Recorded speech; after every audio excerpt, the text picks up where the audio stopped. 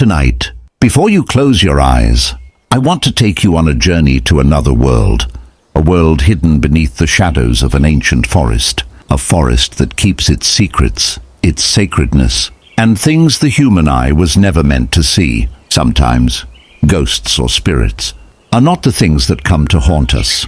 Sometimes, they are the unseen forces that protect us quietly when we are at our most hopeless, just like the story you are about to hear. The story of a man who never saw his mother's face from the moment he was born, yet received her protection on the day he was lost in the forest, so lost that no living person could have found him. This is the story of Mother Spirit as the guide, a love that never fades, even when buried beneath the weight of death. If you're ready, let us begin our journey into this tale together. This is the story of a Hmong man named Jer Vang. Jer Vang lost his mother as an infant. He never saw the face of the woman who gave him life. He grew up with his father and many siblings. Eventually, as his older siblings moved out one by one, Jer was left alone with his opium-addicted father, forced to handle all the household responsibilities, until he finally had a family of his own. In 2009, Jer and his wife faced a serious problem. They had no land of their own to farm. His wife suggested they work on a plot of land given to them by her father. Though it required a full day's walk to reach it, they agreed, for it was their only hope. The rice plants stood tall and green across the field, but weeds threatened to steal their nutrients. For days they worked tirelessly. When the job was done, they planned to return home the next morning to care for Jer's father. But before leaving the forest, Jer wanted to hunt a wild boar. His wife stayed behind in their small hut with their baby, while Jer headed into the forest with nothing but his muzzle loader and his loyal hunting dog, expecting to return before noon. But fate had a different plan.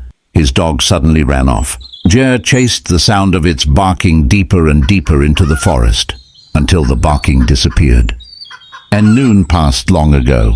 He managed to shoot a jungle fowl and placed it by a large tree, intending to retrace his steps. But what awaited him was something impossible. The huge tree, the very one where he had placed the bird, was gone. The surroundings were no longer the forest he had walked through earlier. Everything looked strange, as if he had stepped into another dimension. He tried to retrace his steps again and again, but no matter which direction he took, he always returned to the same unfamiliar spot.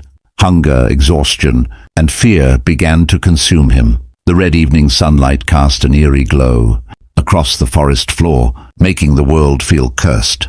Jer collapsed to the ground, tears streaming down his face. He had truly run out of strength. In that suffocating darkness, he did the only thing he could think of. He knelt down, pressed his palms together, and whispered, "Mother, if your spirit is still anywhere near, I can't find my way out. I'm worried about my wife and my child. Please, mother, grandfather, grandmother, guide me out of this forest." He wiped his tears and forced himself to stand. The forest was unnaturally dark, even though it was only 5 p.m. Yet after he gathered his focus, he decided to walk along the ridge once more. And then a miracle happened. He found the old stump where he had plucked the feathers from the jungle fowl, a place he had searched for all day, but could never reach. Jer knew instantly that it was his desperate plea, a child calling to his ancestors, that allowed his mother and forebears to guide him back. He had been only a few hundred meters from his field the entire time, yet he had been trapped as if the forest had swallowed him. When he finally reached the edge of his field, he saw the warm glow of fire leaking through the cracked hut door. His wife was cooking dinner. Tears filled his eyes once again, this time from overwhelming relief. She scolded him out of worry, but after hearing his story, she cried as well and prepared a meal for him. The next day, his missing dog returned to the cottage, surprising him even more. They were lucky to catch a ride home on a villager's tractor.